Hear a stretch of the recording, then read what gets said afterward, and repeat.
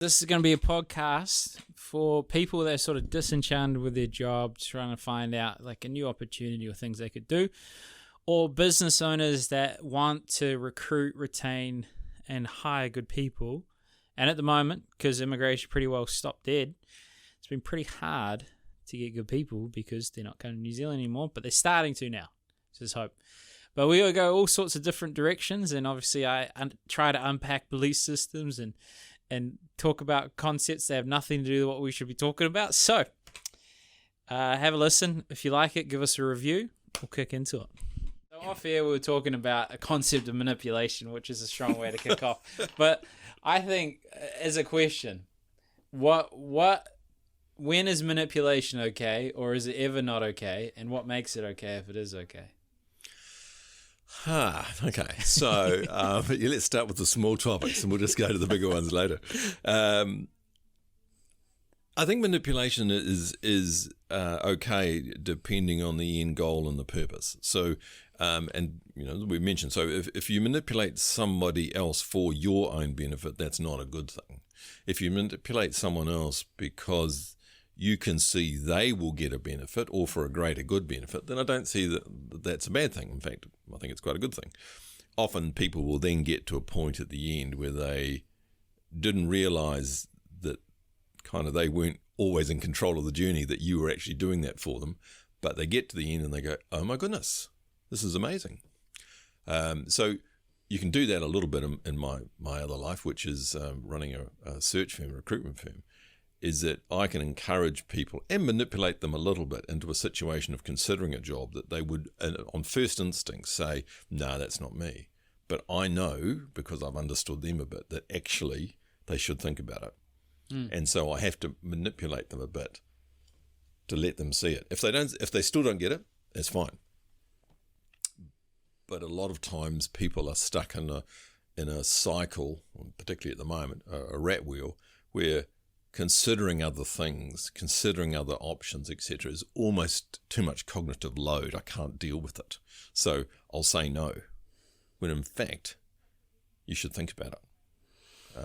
But sometimes we get into the situation where all I can deal with is eat, sleep, drink, repeat. You know, it's just, and then suddenly they wake up and go 2 years later and something's gone by and they haven't actually done anything or haven't changed anything in their lives. And so you got to, I think manipulation in that sense, I'm okay with that. Yeah, bailed you up in the first moment. So did well.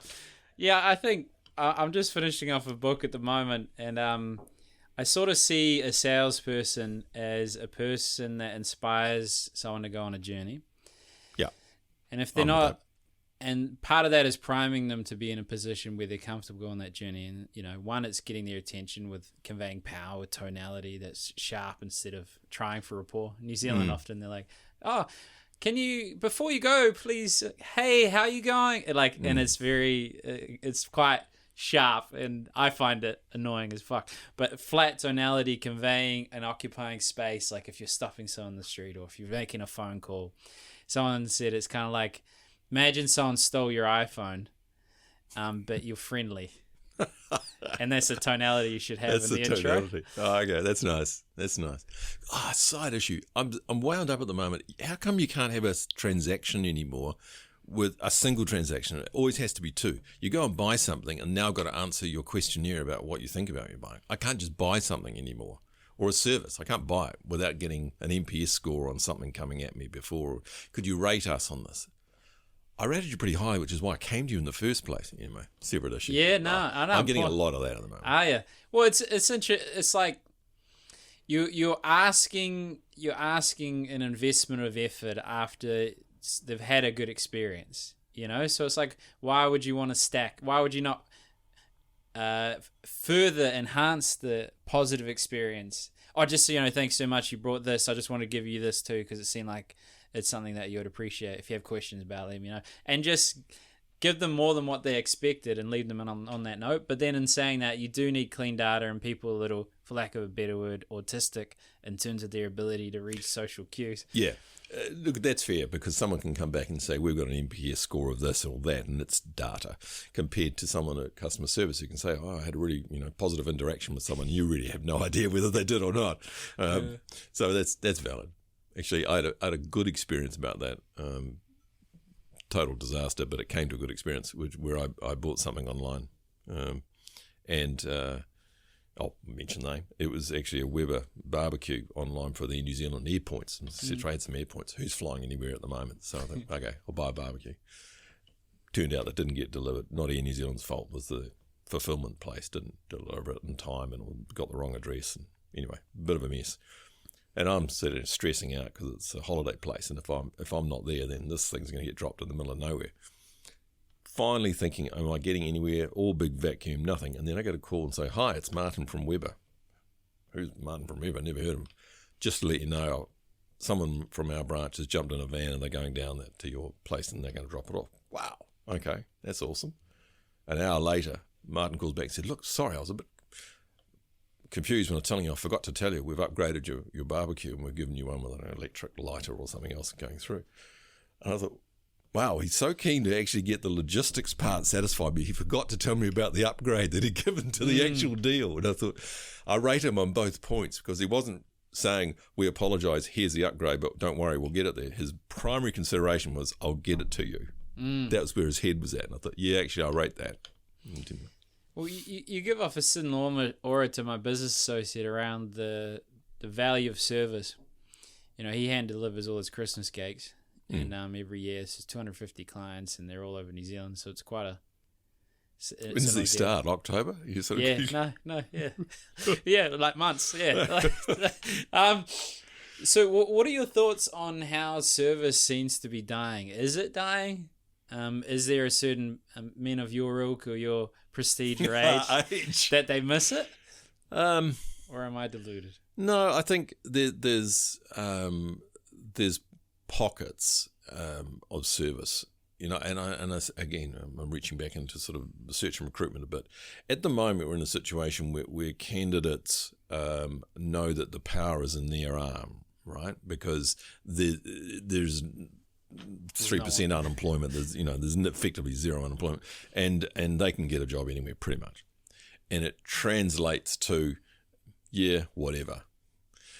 And there's a bit of that in terms of when you're dealing with somebody. And the way you know that that's true is that when a good piece of customer service happens, it almost shocks you. And it shouldn't. You know, you should say, that's what I expect, really high service, and that's what I get. But in fact, when it happens, you go, oh, wow. Okay, that must tell you the baseline's not that great. And so I do think that there's a transactional nature of, can we get it out? Can we get it to you? And couriers sort of emphasise that a bit, because I'm now no longer meeting you in store to exchange the things. I'm engaging with the website and the courier's delivery. I've got more relationship with the courier than I do with your firm in a face-to-face basis if I meet them. So we've created a little bit of distance in that relationship that doesn't allow the customer service sometimes to excel on a person-to-person basis. It happens on a transactional basis. It's within the transaction.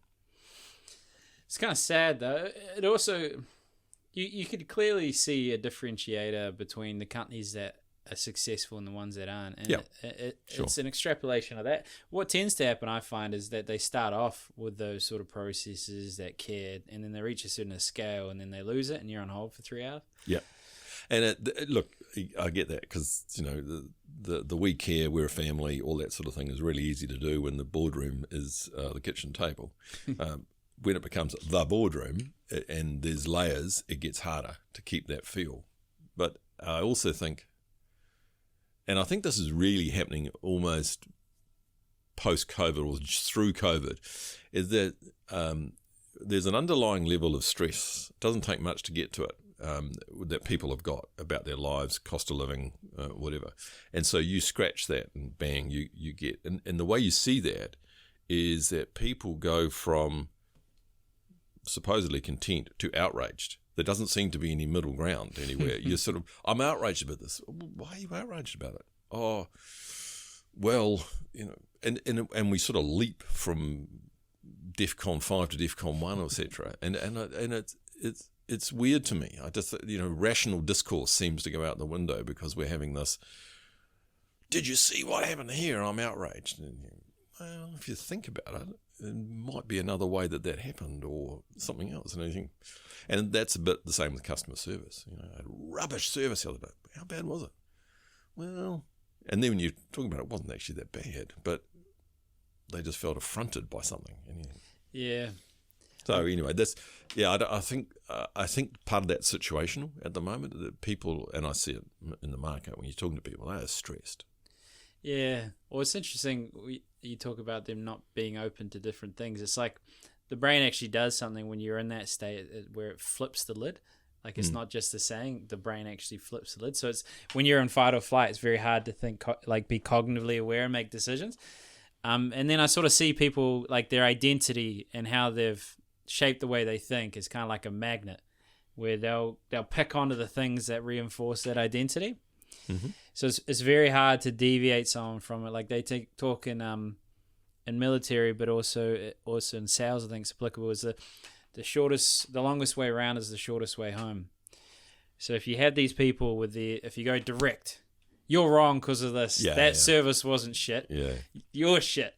That's not going to change your mind. But if you're malleable and listening to them, and it seems sort of indirect, like a story of how someone worked their lives through bad service and they found a way to. But that's a bit dramatic. But so, and I find on a. Yeah. I was just something around that, and it just sparked a memory I had. I went to a breakfast meeting, and it was a presentation from 3 different 30-year-olds who all running successful businesses, mostly startups. The interesting thing to me was not how amazing these startup companies were. They all were.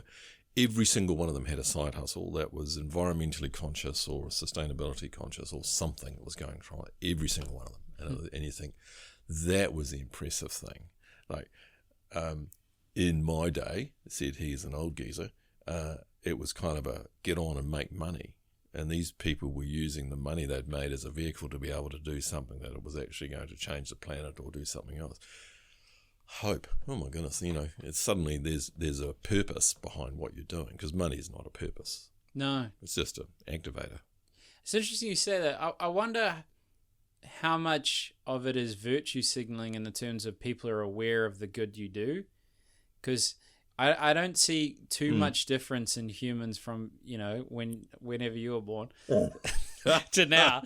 Like they're pretty similar, but the tools they use, and maybe we're a bit more instant gratification, don't have much resolve comparatively because we don't have to deal with stressful situations. If you want to meet a girl, you swipe. If you want to consume information and find an answer, you scroll. That's an interesting point. I maybe we are. Are we different? I don't think we were more resourceful. I think we had to use our own resources more. I was born in New Plymouth in Taranaki. Oh yeah, and happiest place in the world. I heard voted second or something. Cool place to grow up. You go to the beach and half an hour later you're skiing. Yeah. But I left at 17, went to university at Otago. Best thing you ever do. Because, initiated. I've heard horrible things about. It's a fantastic place, and you make lifelong friends, and but importantly, you leave your hometown and you grow up. And I didn't go home again to live ever after that. And so I've lived in Auckland ever since. But and our children have grown up in Auckland, and they're fine. I'm sure they're well adjusted. They went to Otago, so they must be. But I think it was a real benefit to grow up out of Auckland and come to Auckland, have a childhood out of there, and going through instead of growing up in Auckland. Auckland's a tough city, to get around, to actually go and do things. And we used to bike ride 10Ks to the beach or something. I wouldn't let my children when they were young get on a bike ride and go that far. Yeah. So resourceful. Well, I don't think we were more resourceful. We just had to use our own resources because we didn't have other things. We couldn't be stimulated by our cell phones or videos or Instagram. That's just different. I think I find it fascinating how people reminisce on how things were compared to how they are, and I think it's Socrates. He talked about way back then, their kids, they lack responsibility. They don't know what true work is. And then it just seems the cycle repeats. Absolutely. We were completely irresponsible at university and the like. Luckily didn't have social media, so no one could record it.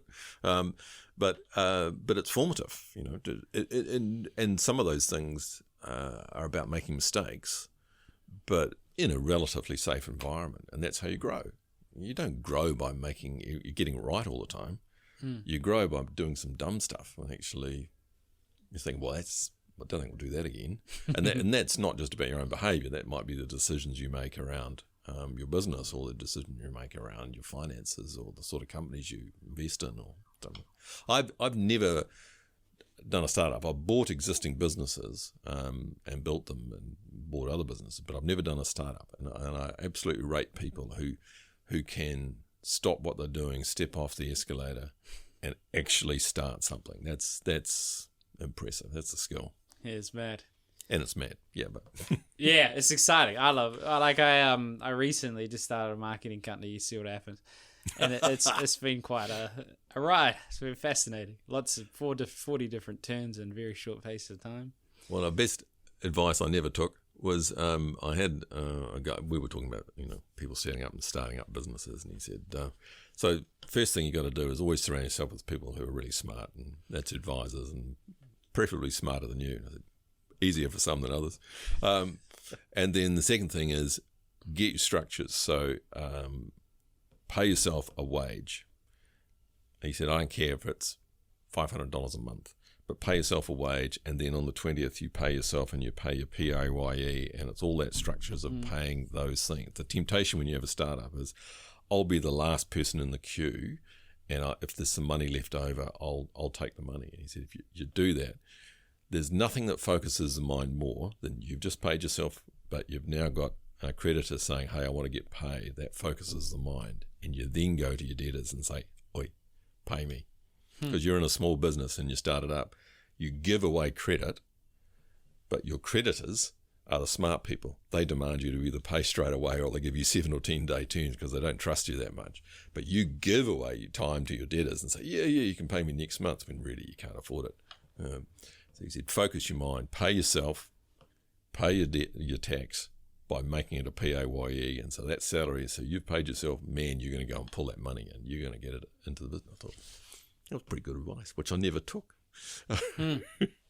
Yeah, I've got something called Henry where it pays the tax for you, but I didn't think of it. I think it's like a belief system and a mindset. I find that's usually the determining factor of whether people are successful, because I find I'm realizing I have massive limiting beliefs around money and feeling deserving of being successful. Yeah. So I'm like, that's normally what holds people back. Yeah, it's like, fuck. Yeah.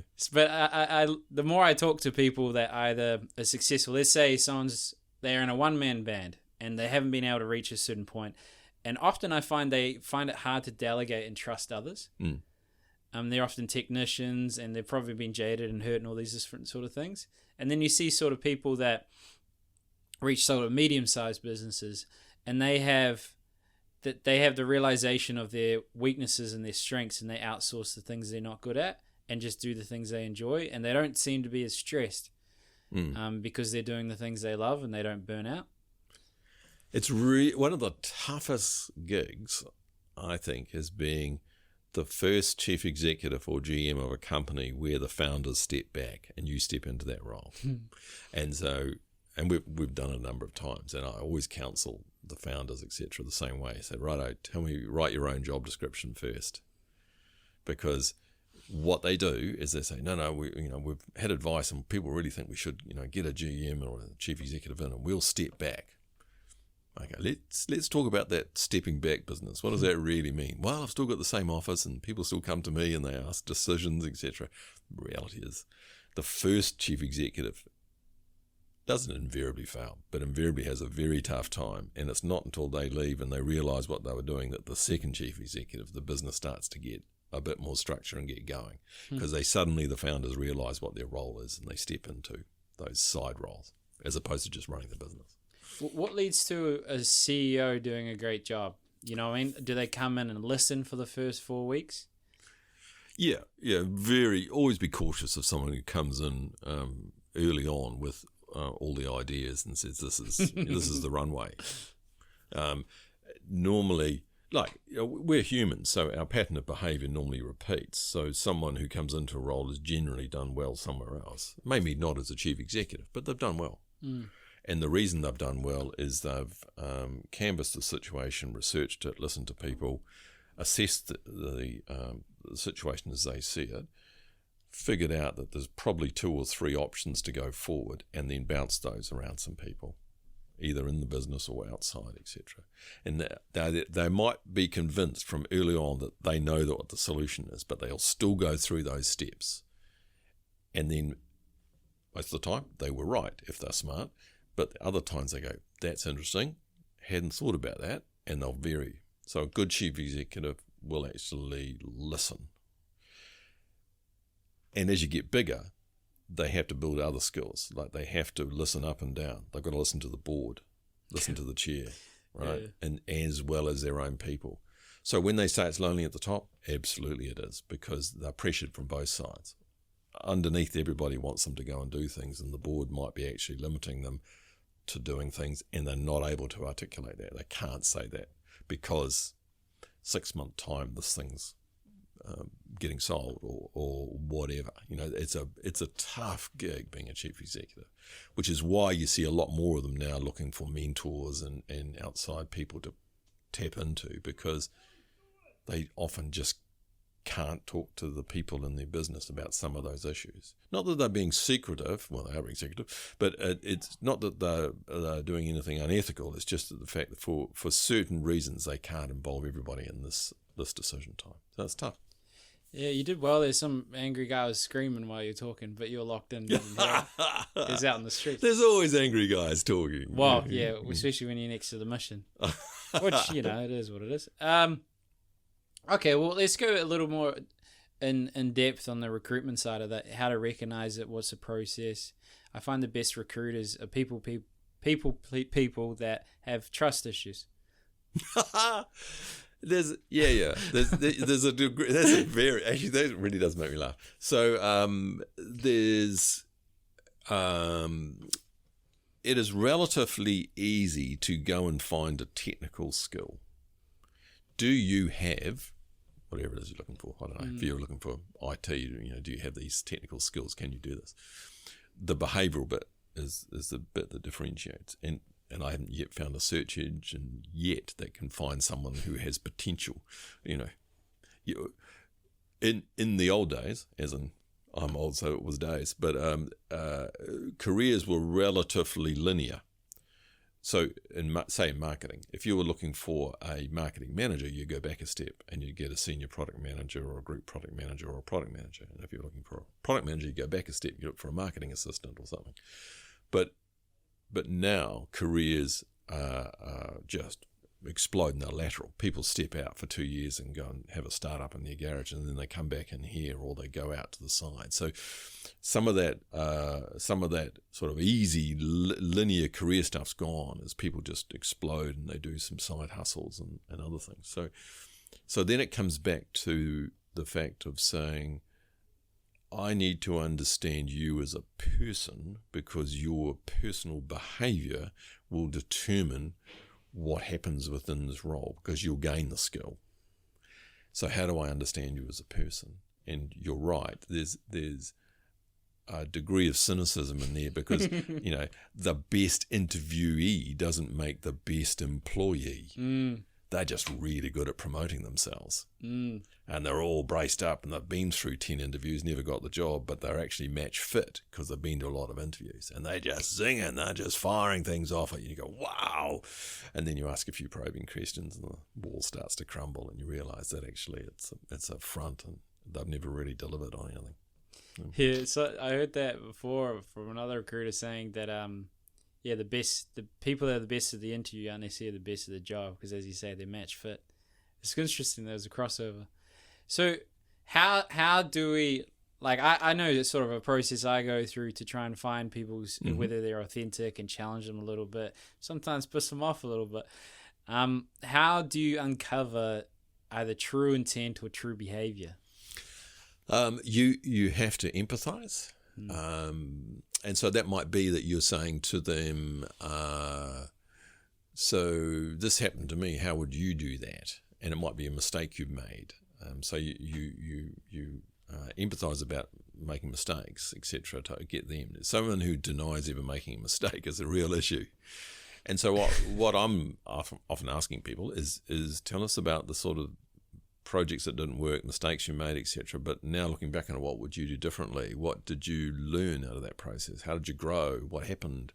What are the roadblocks that happened? Oh, well, I didn't see this coming. Okay, so could you have? What do you think? Looking back on it now. So if you ask the old classic strengths and weaknesses question, what are your strengths? What are your weaknesses?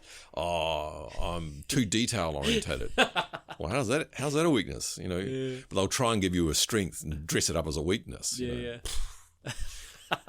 So in the end, what you're doing is I've got a great chief executive I work for, and his ultimate interview is not a question. It's a feeling of, if I walk out of this, can I fly from Auckland to Wellington sitting beside this person and not want to tear my eyes out? So in other words, can you work with this person? Because we're not all the same, and you might be quirky and or very introverted or whatever, but you've got something to offer. Can I work with you? How do I get it out of you? And that's a role that an intermediary can play, whatever that is. Whether it's a friend or a recruiter or someone else can say, I really think you should think about Robbie, because I know he's quiet and I know he doesn't look like he's sort of sparking out the room, but wow, when he opens his mouth, it's real. And someone goes, oh, okay, I'll consider him. And sometimes we need that second validation of someone else coming in on the side to do that. That's what referees are for. But yeah. It took me back to, so I almost ran out of money, and I was like, okay, I'm going to do commission-only sales because it scares me. And I walk in, and why would you do something that scares you? I don't want it to scare me anymore. So I'm going to front my fear. Yeah, I'm going to face my fear. So I don't like spiders, so I'm going to put myself in a spider cage. Exposure therapy. Okay. Yeah. So go on. Obviously, sorry. Next question. What was the escape hatch though? To get out of it. Yeah, because you can't go into that sort of fear without knowing that I've got a parachute somewhere. Yeah, well, I didn't. I didn't have one of those. Whoa! I didn't run out of money. I'll come to sleep on the street. I guess okay. To be honest, my parachute is always. At what point could I not handle the situation? Yep. And I don't know of a situation that I couldn't. Completely overwhelmed. Yeah, like I'll get stressed or whatever, but let's say I lose everything, all my money, I sleep on a park bench, that's fine. I can do that. Done that before, slept in the tent, lived off $10 a week of food. What if I get ostracized and alienated from others? Okay, well, that's my perception of that experience is what matters, as opposed to the experience. And be a recruiter, it happens every day. Yeah. But just to pull it back, I went and applied, obviously introverted and awkward. And I found out later that they said to the sales leader that was going to train me, he's a bit awkward. I don't know if he could even do it, but fuck it. Do you want him? He's like, all right. And then he gave me a crack. And on surface, it took me a while to grasp it. I went to try and stop this guy and to sell him something, and he had something in his hand, and I was stressed out. So I shook his thumb, and he's like, what are you doing? I was like, trying to build a relationship, because that's what they told us. And I just had a meltdown. But yeah, it's not always apparent how a person will contribute to the organization, and if you can find their values, if they're genuinely passionate, and if your vision can help them achieve their dreams, then I think that's what I hire for. What do you look for, or do you mold them together? Ooh, molding. We were talking about that the other day. Someone mentioned shaping, and I went, ooh, shaping. Hang on, that's a bit Machiavellian, because now you're trying to shape them into something that you think's like clay, okay. And that's not. That's not our role. I can't shape you into something that I want. Manipulate them into. Yeah, I can manipulate you into considering it, but I can't shape you into becoming it. Yeah. And so anyway, back to so it is. There's a number of really key people in organisations, and they are often the glue, and they're not the people you suspect. And the other ones are the guerrillas, they're the terrorists, and the other ones you pretty much can get a hand on who a terrorist is, because they're throwing grenades around. You pick up a couple, or you hear about a couple, and you can source it. You know where that's coming from. You say terrorists? Yeah. Oh yeah. Okay. Yep. Every organisation's got them. Got a right? terrorist. Yeah. Yeah. They got a terrorist. They're sitting there. And they don't look like a terrorist. They look like they're committed, but they throw grenades and undercut people and whatever. And they got to be rooted out. You got to figure out who they are. Yeah. But harder to figure out where the glue is, and because the glue people are warm and open and generous and kind and don't promote themselves until you suddenly find out they're the one that is reminding everybody that it's Sarah's birthday, and they're the one who hold the values and the culture to their heart and live it, where the others look at it on the wall and go, and they'll point to it, but there's a few who will actually live it. And a good leader in the organisation doesn't have to be the chief executive, it can be any role, should be able to name those people. And it doesn't matter what they get paid, they're the glue they're going through. And often you don't find out until they go. And then things fall apart and you go, whoa, what happened? And well, it was Roberta. And I don't know whether you knew, but Roberta just used to do this and do that for people and pulled it all together, and something went missing when she left. So, yeah, but anything you can do in your business is to hunt out your Robertas and find your the glue people who actually hold the values and live them. And by the way, you have to as a leader too. You know. Yeah, that's the hard part. Yeah. Yeah, they can do it, but they can do it. Oh yeah, that's fine. But I'm just going to go and buy some booze on the company credit card. Yeah, nah, not living the values, sunshine. Yeah, I try to extrapolate with my friend. It's like what our values are as individuals, and then I just use that. And often I found my values are the contradiction to the things that I do badly. So like I play victim quite often, but my core value is taking responsibility. So I can go from the extremes of taking responsibility and playing a victim, or empathy. I can be cruel and insensitive, or I can be incredibly empathetic irrespective of what a person does. So I'm finding my values are actually the things that I find hard to accept about myself. They're the things that solve the things I find hard to accept about myself. So does that mean that you have ended up in a situation where you are master of your own destiny because you couldn't find that those contradictory things sticking inside of another place, another company? Yeah, I read my kindergarten card, report card. I found it recently. It said, Ryan will play along with the others, but he likes to make his own rules.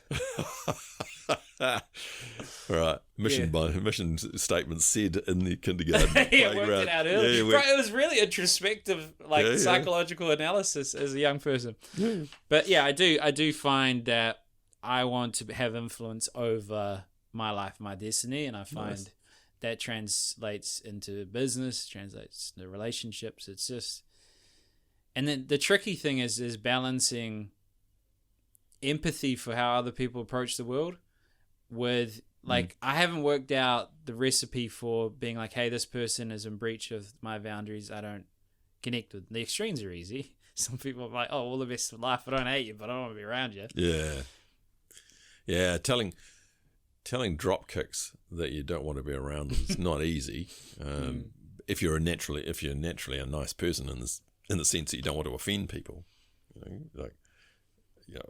again, coming back to our business, we're in the no business. 98% of the time, I'm telling people they haven't got the job. The person who gets the job, super excited, etc. Wonderful. Numbers 2, 3, and 4. By the time they got through the process, they were on board. They really wanted the job, and they crushed. After that, numbers 5, 6, 7, 8, there's varying degrees of disappointment. Kind of threw my hat in the ring or whatever. But dealing with numbers 2, 3, and 4, who really did get to the point where saying, this is what I want to do, and it's not going to happen, is tough. Even now, we did this course where we were actually doing a bit of FBI interrogation techniques about training about people, because it was really, how do you convey that message? And they were talking about how do you convey the fact that someone's died to family members. A little bit more dramatic than we're dealing with, but still, the people get very emotionally involved, and it's a grief process. We have to walk them down the other side. I can't just ring up and say, look, Ryan Hayes, I know you gave it a good shot, mate, but it's not going to happen. It's a no. Yeah, get over it, move on. Yeah, get over it. They're dead. They're not dead again. And I find human behaviour is, and I'm a shocker at it too, human behaviour is you're over talker. I said, Ryan, oh, look, really good feedback on the interview. The interview went really well, et cetera, et cetera, et cetera. But look, it's probably not going to happen. You don't hear that. You don't actually hear the no, because your whole brain's set up for the yes. That unless I say to you right up front, Ryan, I'm really disappointed, I have to tell you, it's no, it's not going to happen. And then your brain freezes up. And I say, look, I'll give you a minute to process it, and then we'll have a coffee, I'll walk you down, and I'll tell you some of the things, or we can talk about it now. And I'll be able to tell whether you've processed or not. If you haven't processed, I'll leave you. And then we'll catch up, and we'll try and have a coffee and meet, and I'll walk down, and I'll try and give you some feedback. So you come out of the other end of it having learned something. Because you've put yourself out, right? You've invested in something. Quite a lot, emotionally, etc. So you deserve to have a learning out of this.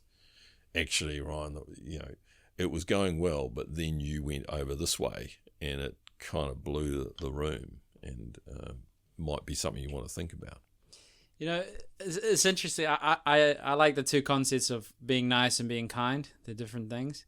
And I find I find people often will say nice things for their own fear of judgment as opposed to what's right for that person. And if you're actually, it's hard. And I rank quite high on agreeableness, so I don't like to offend people either. but you're doing a disservice to them, So either if you don't do the no, that it's clear. If you don't give reasons for the no, they go their whole lives having horrible jobs or being denied jobs or not having good relationships, and it's horrible if you don't give them that opportunity to understand. Yeah, it is, and but you have to understand human behaviour enough to know that in saying no to you, I can't be trying to make myself feel better about this, because it's not about me. I've got to make sure that you're okay about this, and that's why I say, the opening bit is. It's no, because otherwise you saying, you get to the end and there's a part of you will say, so there's still a chance. No, I really mean to say no, but I was being kind and I wasn't kind of dealing with it, and I'm just tracking on, and you're saying, well, but if the other person doesn't work out, they'll come back to me. No. So that's why you have to really sort of clarify it right at the front, and then say, let's walk through it as a grief process and talk it through.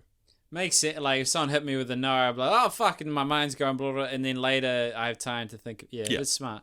Yeah. So thoughts on this? It's going to sound a little unusual to start with. Should you give the ugly candidate the job?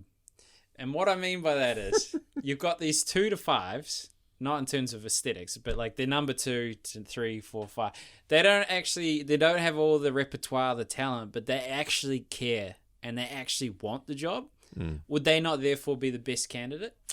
Yeah, and so that's about the behavioural attributes, etc. And it depends on what the client or your own company can afford. And by afford, I don't mean money, I mean time and resources, right? So it might be that someone's going to start from a little further back but has a longer runway, because you can say, oh, with a little investment of time, etc., this person could fly, compared to done it before, Coke to Pepsi, proven, etc., so they can kind of start day one. The risk in doing something like that is that your Coke to Pepsi person, 6 months' time, they go, same shit, different day, right? They go, oh, why did I do this? Because it's kind of the same. And yet companies tend to fall into that trap and say, I need someone who's done that before, because that's what we do. It's exactly the same. They go, yeah, but why would they do that? Why would they want to do that, to change company to go and do the same thing? They've got to grow. And if that means they're growing, that means that they haven't yet done that. They're going to grow into it. So they're going to start from first base, not third base where you want them. And so that's about, can the company, some companies just, because of stress, they can't do that. They just have to have somebody who's done that before. Fine. Yeah, this is a comment about, this is an old man's comment. We've kind of given up on training, right? And the reason we gave up on it is everybody used to train people, and then as the economy wound up and migrant populations came in and we opened borders, etc., we could buy the talent that we wanted at the level we wanted it. So I don't have to train somebody, I'll just buy someone who can do that. And the real lesson from COVID, when all of that disappeared and you couldn't buy the talent you were, was that you had to rely on your own people and train them to do the next job.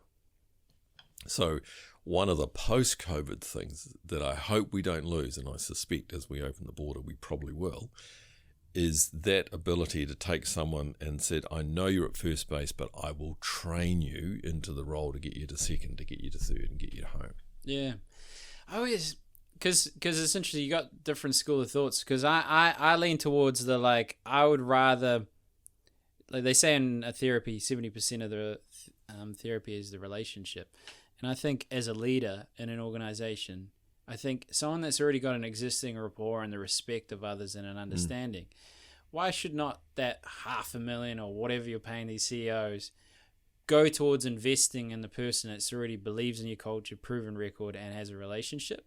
So, yeah, that's what I would lean towards, but then that's contrary to what you actually deliver. So what do you think of the different school of thoughts? Or So,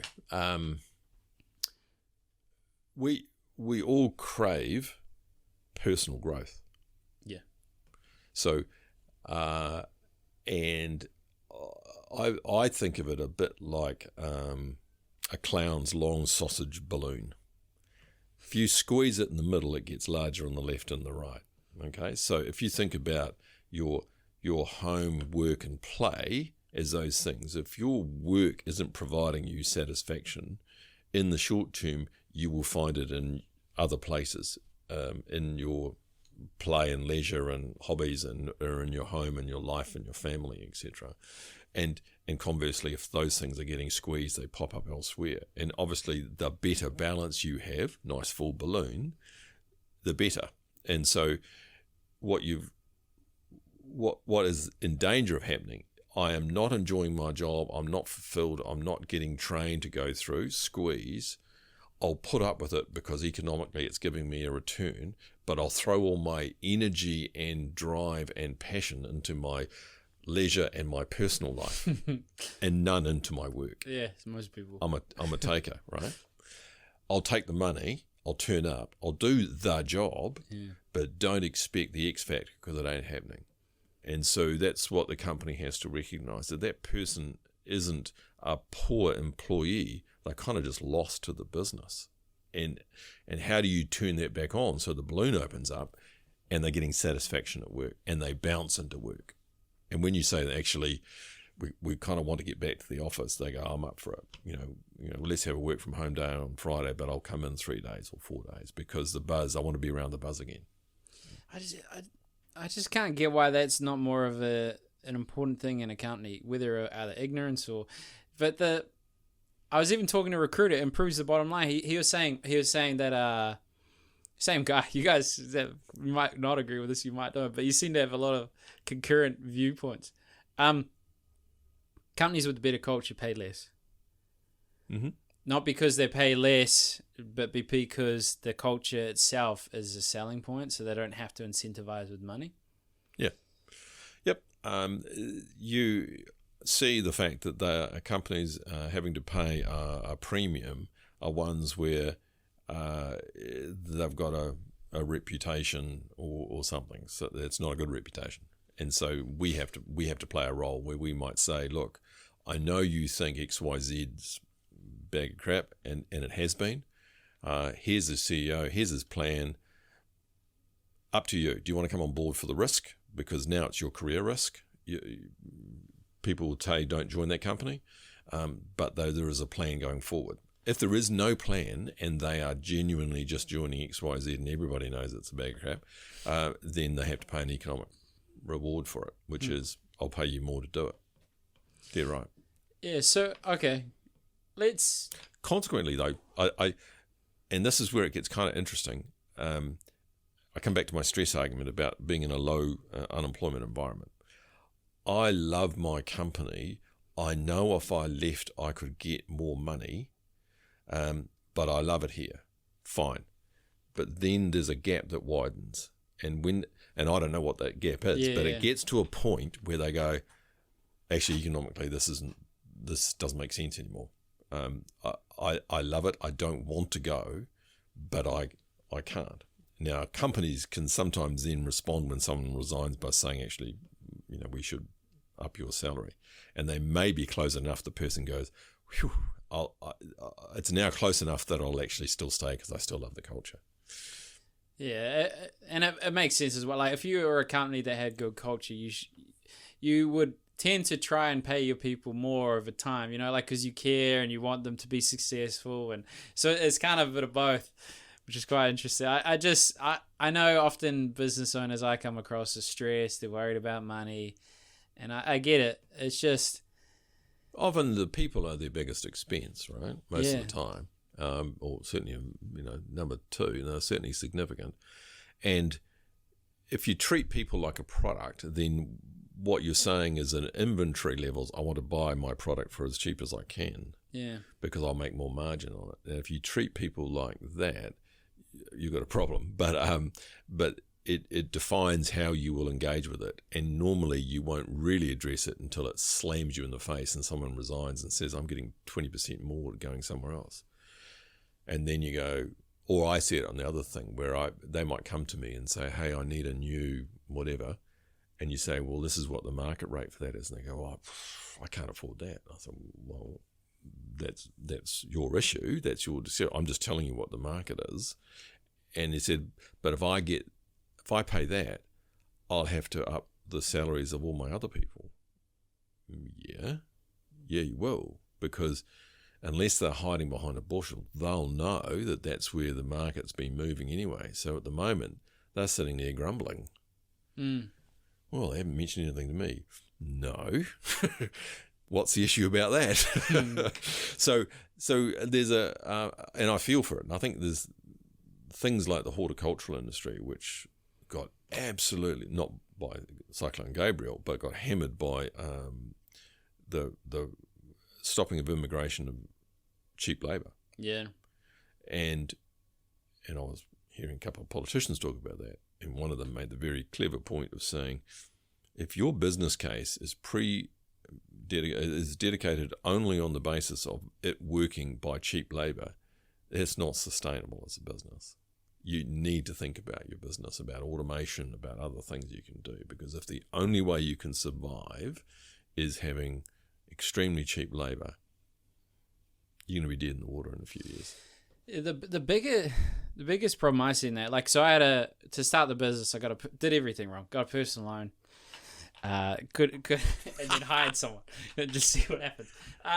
And I had a choice, so I could have gone cheap Fiverr Upwork to get a video editor, because I try to replace the things that are important but I don't want to do. Yep.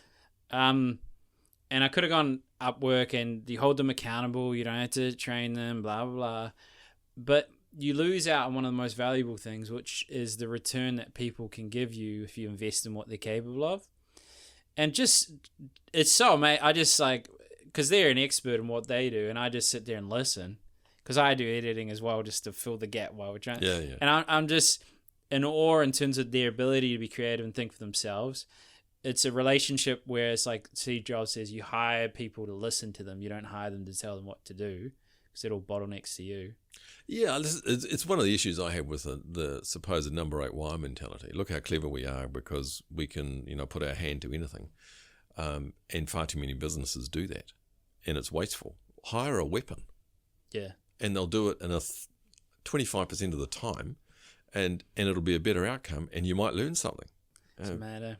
Just mad, but we get stuck in this thing about saying, I'll have a crack.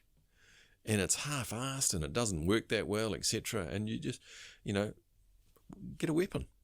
Yeah, and I do relate to those people, because essentially like I'm talking a lot about myself today. I'm just on a roll, brother. I'm doing my job as a recruiter. Yeah, you can see the talent. Now, I don't, as a rule, tend to struggle to trust people, and I don't want to delegate. I want to do it myself because they will look bad. They'll make me look bad because of my own insecurities. So I had to learn.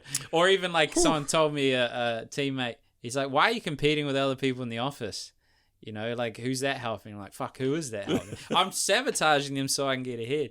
So that transition from decentralization, as opposed to me feeling like I'm the boss, even though I shouldn't be. You know what I mean? Was that empowering when that happened that first time you hired someone who was better at something than you? Oh, yeah, amazing. Yeah. But risky. Yeah. Oh, I'm good. Yeah, lots of risk at the moment.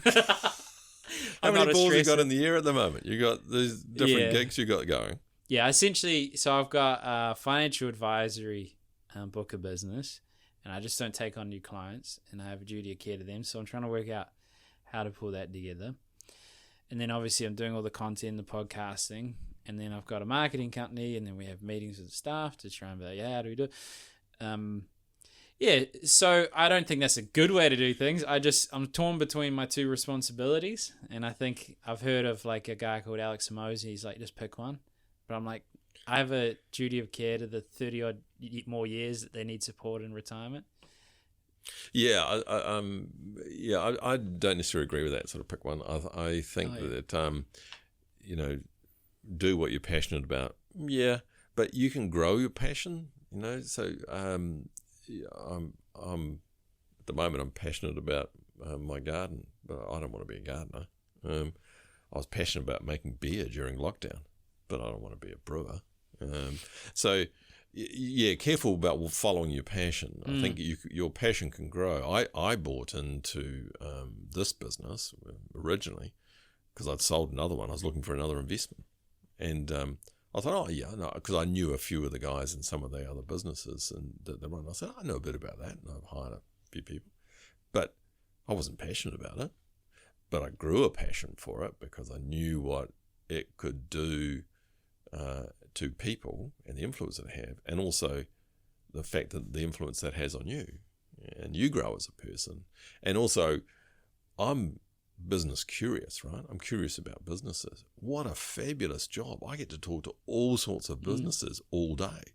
And they tell me, oh yeah, we just won this huge contract in Australia. I go, oh wow, and someone else is starting this and doing that. So I'm just soaking up all this wonderful information. And for me, that's like, I'm a sponge for it. It's a fun part of the job.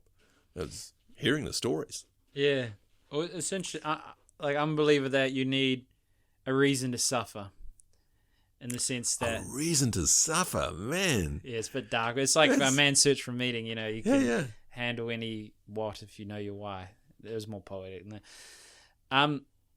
So I think, you talked about gardening and beer. I think there's underlying drivers, and I talk about it often in the podcast, is like the most fulfilling thing you can do is to help a version of yourself in the world, to solve a problem that you've struggled or witnessed with, and that you get an immense joy when you solve that. And that manifests in different ways. It could manifest in gardening, it could manifest in beer. But when you find something like that, for mine is to help every person, or give every person the opportunity to live a fulfilling life. So I don't like finance, I'm not interested in it. I just learned it because you can't live a fulfilling life without money. Marketing's interesting, but it's not I wouldn't say that's my super talent, but that way I can reach a lot of people. And then it's like, how do I create a scalable offering to help people live a fulfilling life? But that theme has never changed. Like, whether it's 2 a.m. in the morning, someone's talking about what led to them shaping who they are, and if there's something I can ask that will lead to them realizing something about themselves, I'll just feel awake. What do you think, if you use that framework, because I'm testing it as an idea, what do you think is the most fulfilling thing that you feel like you can do that is solving a problem that you might have experienced? So So another way of answering that is one of the things I've enjoyed the most in my business is saying goodbye to people. And so I remember I did one of the guys left, and it was time. It was time. He needed to grow, and I couldn't offer him what he wanted the next time. It was absolutely appropriate that he should take that opportunity. And I took this photo of me strangling him and put it up on LinkedIn and said, and wrote this thing about him to say, hey, this is neat next step, etc. And this is something unbelievable. The comments people made said, normally places you don't darken my doorstep or doing something else, but I was really proud of him, and I'd grown him. I was proud of the work I'd done. He did all the work. I was just giving him the tools. You can admit it now. You can't do it when he's there. Yeah. You got to give him the credit. Yeah. I'll give him credit. At the time, it was do it like that. So I think the formative part of that is actually saying that we get our success through other people, if you're otherwise you're an island. So how do you get your success through people? Well, it's reflected. Someone says to you, "Good job," or someone says to you, "Thank you for the help in my career," or someone says, your children says, "You're awesome." So all those things build up, and that's how you collect them, and you grow as a person by collecting, by giving, and then getting those things. But the clue is you've got to give first. You can't get first. So you've got to put out there, like you got to a point where you said, I'm just going to do this. I'm going to go. I'm just going out there to do it. And there was possibly no logical reason that you were going to get an outcome out of this. Yeah, no. But you did it anyway. Yeah. And you said to me, you just reached out to me and said, come and have a chat. Okay. Yeah. I didn't do any further work than that. I didn't go and critique you. Will this advance my career? Possibly this will sink it. I don't know. Yeah, it could be by association. That's right. I'm a controversial man. But why not talk about things that interest you to other people who are interesting? I mean, your background is interesting. Thank you. And there's...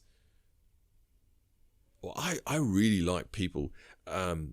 So I talk to people who've been made redundant or their companies have gone, etc. And that's real T-intersection stuff. There's no option. You've got to go left or right. There's someone slammed the road ahead. And it really, it's quite dramatic for some people because they've never really they've had variations like forks in the road where they've gone a little bit left or right, but they've never really been in a situation where, wow, that whole thing's blocked. I have to make a decision whether I go this way or that way. And it's quite confronting. And most of the time in a redundancy, that's the issue. It's not companies will give you some outplacement work, etc., mostly to feel good about themselves. But the real issue is, I thought I was on this track and that's been ripped up. Where do I go with this? And the brave ones, like you, go, I'm going to throw this ball as far out as I can that way. See what happens. And I'm taking my hat off. That's tough stuff. You'll see. Could be done, but either or is fun. And look, it's a journey, right? So you get to the end of that, it blows up, and you go, okay, I met a lot of interesting people, and I learned a whole lot of new things about myself. Is challenging or is potentially stressful. I often find I'm the person that decides if it's stressful or not, as opposed to the event imposing it on me. But the thing is, I would much rather have all that stress and risk and fear than living in a job I don't like that's secure. Yeah. And it's so engaging. So of those people that might be sitting, because we're at it now, of those people might be sitting in their secure, cushy job and they're thinking about a new change, because I imagine that's probably the 80-20 for you now, is just getting people to leave their fucking job. What would you say to them and how can they reach you? So I think if you're unhappy in your work, you need to understand why. Because just changing jobs won't change anything unless you understand the core reasons. I don't like what is happening to me here. I'm becoming a version of myself I don't like. Or I don't like the way they treat people. I think the culture's bad, etc. Okay, those are all things that you can fix because you can go somewhere that has better culture, that has different things. I think if it's you, it's harder because that's a real self-reflection. And someone says, we don't think you're doing a very good job, that's even harder. And so I prefer to deal with people who are fully formed, and I call fully formed people the ones who have a good understanding of self, a good understanding of what they're really good at, what they're not so good at, and what they might need some help with, and are honest about that, because they'll always be successful. No one's perfect. Everyone's going to have bits that need help. Hey, get a weapon, go and bring that bit in to solve that for you, because I'm not very good at that. So I think if you want to do that, it's really important that you go to, it sounds philosophical now, it's really important you go towards something, not away from it. So don't leave a company, go towards something else. It's very easy to leave. You resign, you walk out. But what are you going towards? What's that feeling that you want? What's the growth that you want? And it's, for some people, it's a Forrest Gump moment with a box of chocolates. They have to taste a few things before they figure out the flavor they really like. Other people can be these are the ones that scare me. The ones who are so clear, this is what I want, etc. And I think, really, why? That sounds to me like it's a mantra rather than a genuine passion about something. It's like, I should be a lawyer. Why? I'm not sure. But somehow it's got into the mantra, right? I need his validation. And so, and I know, law firms have generally been pretty horrific about actually training and growing people. It can be utterly dependent on the partner you're working with. Good partner, good relationship, I'll grow. Bad partner, I don't like law. Nothing to do with law. It's just the fact that you were underneath a bad partner. So anyway, coming back onto, if you're thinking about your career, then think about the things that you want and what's not happening. Because if you are super happy in your role and you're getting fulfilled, etc., when I call you, you'll be saying, no thanks, Iain, having the time of my life, and I'll go, wicked, noted. But at any point, if I hear that that's not happening, give me a call. Easy. If I hear you saying, absolutely, can we meet tomorrow? I'm really not enjoying this. I've got, okay, great, but then I've also got, but why? Perfect scenarios for me, I'll ring someone and they go, well, that's interesting. I hadn't considered that. I'm not really looking, but that's kind of interesting. Tell me a little bit more. Now I know that you're not necessarily active, but you won't not consider something if it's the right thing. Yeah. So now you've got I'm talking to someone who's got a better sense of self. Yeah. Okay. Well, that's going to be... So whoever is willing to do the introspective journey, that likes their place enough, hasn't quite considered until hearing that spiel... Fill in this questionnaire. Fill in this post questionnaire. We'll analyse if you enjoyed it. I'll leave it for your podcast experience, post things. Well, thank you for coming. Hey, it's been a gas. It's good. Cool. I enjoyed the time. Thanks.